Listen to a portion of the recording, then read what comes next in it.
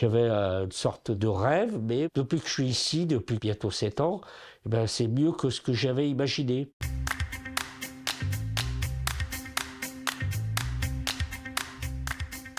Le groupe de départ, c'était des amis et ils discutaient sur le fait que leurs parents avaient mal prévu leur vieillissement, notamment au niveau habitation qui n'était pas adapté, et également se reposaient beaucoup sur leurs enfants.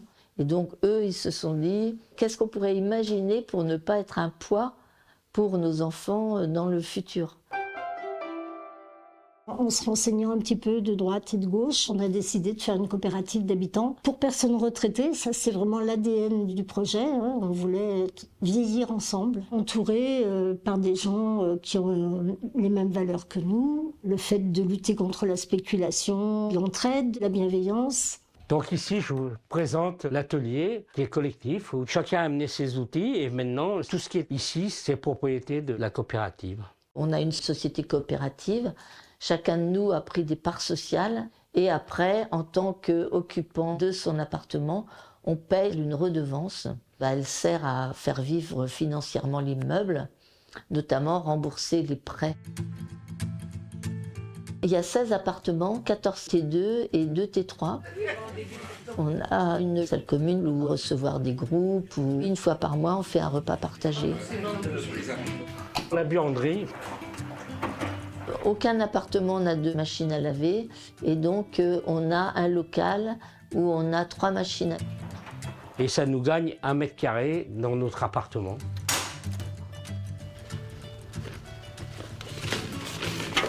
On a une liste de tâches et puis après chacun se met sur ce qu'il souhaite prendre en charge. Dès le moment où je suis arrivée ici, j'ai pensé jardin. C'est dans le partage des tâches où petit à petit on a appris à se connaître. Dans le montage financier, il y avait 0 centime pour le jardin. On allait faire avec ce qu'on apportait et ce qu'on avait pu récupérer auprès de nos amis et dans les brocantes, enfin, voilà. Les décisions sont prises par tout le monde, donc il y a toujours besoin de se réunir. Donc on passe au point suivant. On a décidé tous ensemble qu'à chaque étage, il y aurait des bibliothèques.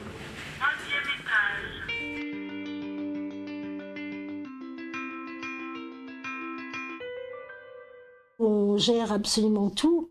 Et en étant en autogestion et en maîtrisant nos dépenses, on peut faire en sorte que nos loyers restent relativement bas.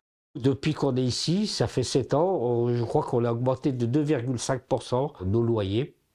Alors que dans le même temps, au niveau des HLM, il a augmenté de 11,2%.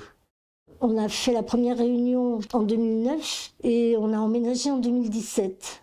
Quand on a fait le projet, on s'est dit qu'en effet, heureusement qu'on avait commencé pas trop tard. On était tous encore pas trop vieux, parce que c'est vrai qu'il faut quand même une certaine énergie.